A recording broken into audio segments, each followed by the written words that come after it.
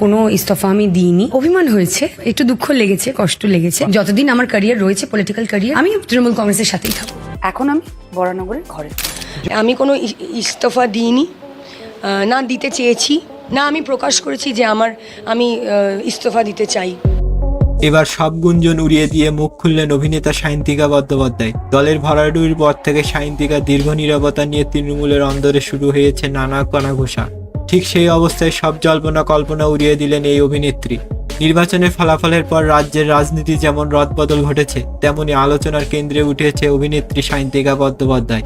সাম্প্রতিক সোশ্যাল মিডিয়ায় উঠে এসেছে সায়ন্তিকা বন্দ্যোপাধ্যায় পদত্যাগ করেছে। এটা কোথায় আছি বলুন আপনি?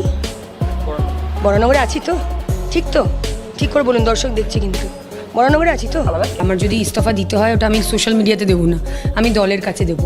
এমন সব গুঞ্জন উড়িয়ে দিয়ে তিনি বলেন যে আমি বড়নগরে থাকবো, এটা আমার ঘর, আমি কোনো ইস্তেফার দেইনি, আমাকে মানুষ অনেক ভালোবাসে। সম্প্রতি একটি লাইভ বার্তায় এই মন্তব্য সামনে আসতে সব ভক্ত ও অনুরাগীদের মধ্যে শুরু হয়েছে মিশ্র প্রতিক্রিয়া। কেউ তার সিদ্ধান্তকে সমর্থন করছেন, আবার কেউ রাজনৈতিক অবস্থান নিয়ে প্রশ্ন তুলছেন।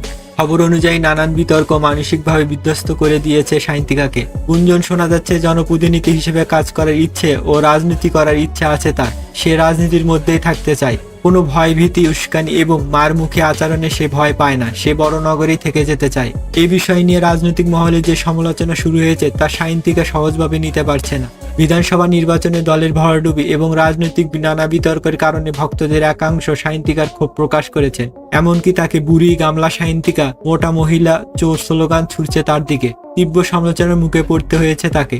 দর্শক বলেছেন তিনি মমতার পা চাটাতে রাজনীতির কারণে এমন মন্তব্য পাচ্ছেন। সোশ্যাল মিডিয়া এবং তার রাজনৈতিক এলাকার বহু মানুষের ক্ষোভ বাড়ছে অভিনেত্রী সায়ন্তিকা বন্দ্যোপাধ্যায়কে ঘিরে।